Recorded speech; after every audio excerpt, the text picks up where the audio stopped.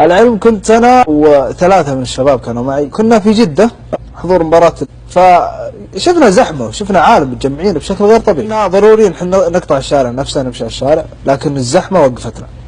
حرمة مرت من قدام السيارة ووقفت على الرصيف، وكان وراها واحد يمشي وراها، وكانت الجمعة عليهم، فهو راح لها لين وصل عندها، بعدين مسكها بالعباية وسحبها.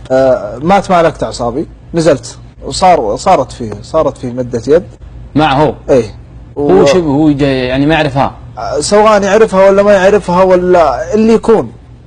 يعني انا مسكت العباية هذه ما تصير عندنا هنا، انا ما حكمت الا على اللي شفته، وقلت كلمة، قلت روحي يا مرة، سواء غلطانة ما هي غلطانة روحي يا مرة. مثلك يجي رجال في منبر الشعر نصب